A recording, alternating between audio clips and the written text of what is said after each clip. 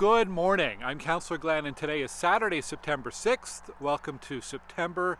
This morning, I'm in front of Flewellyn-Jones House. There it is behind me on Fernbank Road near the Shea Road traffic circle. A bit of history on this building. It is a heritage stone building built in 1886 by the Flewellyn family. Even though it's on Fernbank Road, it's the Flewellyn family that gave their name to Flewellyn Road, which is just south of here. The family raised 9 or 10 children on this property. They were really involved in the community. They established Stittsville United Church. There was an old schoolhouse across the way here. They were involved in the local school board and probably building that schoolhouse. So really active and important family here in the community. The Flewellyns owned the property till the mid-20th century, changed hands a number of times, and eventually was purchased by the Jones family, who owned it in the later half of the 20th century. More recently, the current owners were in the midst of renovating the home. They were living here, and unfortunately there was a really bad fire back in March, and there was some significant structural damage due to the fire. And unfortunately, in the last couple of weeks, we found out that the building may need to be demolished, which is really unfortunate because it's a landmark out here, kind of where suburban Stittsville meets the rural part of Ottawa. So it's very, very sad. And I've had a lot of questions, comments about this, and I did want to clarify that this is not a case of demolition by neglect. That's what we call it when owners of heritage buildings purposefully stop looking after a building, hoping that it falls down on its own and they can redevelop it. That's not what's happening here.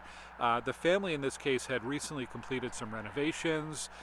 This was going to be the home where they lived, and they are absolutely devastated by what's happened. So they're not sure what's next. The demolition is being recommended for safety and insurance reasons. And I'm hoping that, I'm hoping to meet with the owners and with city staff and work on a way that we can somehow commemorate the history of this building, maybe reuse some of the materials in a future build, whatever that may be. Under the Ontario Heritage Act, there's nothing that compels an owner to renovate or rebuild in the style of the heritage building, but we'll see what happens over the next little bit. But very unfortunate to if we have to lose this building. It's a real landmark here in Stittsville. Some updates from the week. Let's go back to Monday. I wanted to say thank you again to the Stittsville Muslim Association for hosting the community event at their facility on Main Street. A time for reflection and conversation after the racist and hateful graffiti that was spray painted on one of their buildings the week previous. I want to thank the Stittsville Muslim Association for hosting that, everyone from the community for coming out. It was a packed house and a ton of people there. It was great to see, and some really some difficult but really constructive conversation and ideas coming out of that. So more to come there.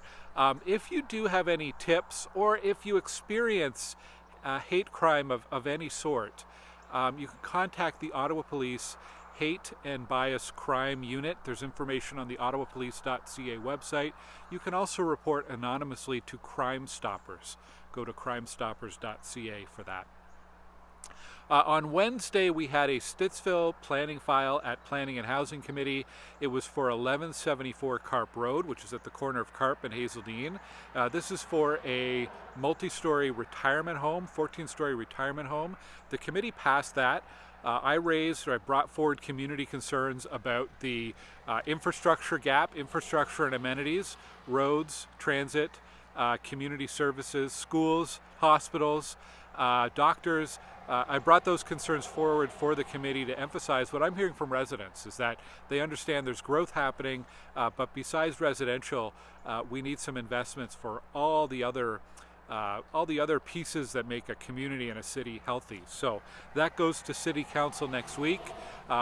Folks who have formal comments, you can still submit those to City Council and go to my website for more information. There's also a new development application posted at 4829 Abbott Street East. It's for a low-rise, basically a 3-story townhouse type development. So if you're interested in that, you can go to my website for more information, glengower.ca/development. Back to school, of course, this week. A couple things I wanted to mention. One was Ottawa Public Health is reminding parents to make sure your kids' vaccinations are up to date. So if you're not sure what vaccinations are due or what your kids need as documentation, go to the ottawapublichealth.ca website and you'll find more information there. Back to school is always a good time just to, as a bit of housekeeping, check that your kids' vaccines are up to date to help keep your kids and the rest of the community safe. And it was great to see lots of kids walking and biking to school.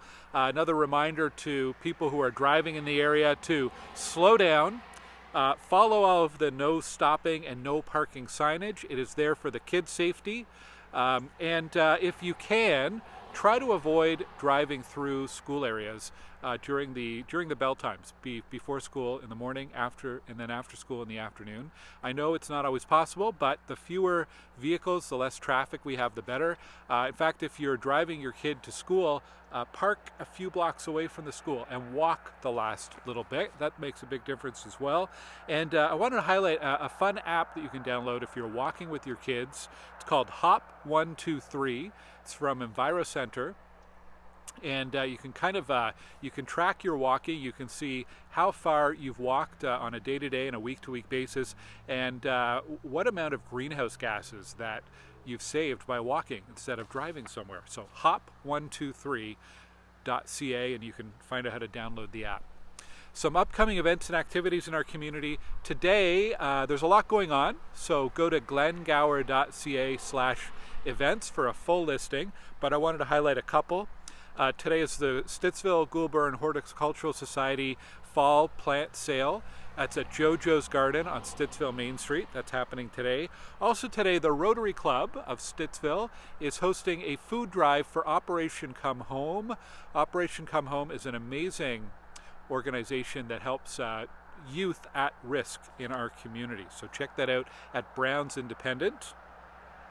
Next Saturday, big event. It's the annual Butter Tart Festival here in Stittsville. So if you are a Butter Tart fan, you will want to check this out at Village Square Park on Saturday the 13th. And Cleaning the Capital is ongoing. Stittsville's Cleaning the Capital campaign. I already see a lot of groups signing up. Thank you. We're looking for volunteers for a big community cleanup at W.J. Bell Peace Park over on Stittsville, Maine, near Cherry, September 20th. So more information about that on my website. Please sign up if you'd like to volunteer and join us for that one. Couple final reminders as I wrap up here.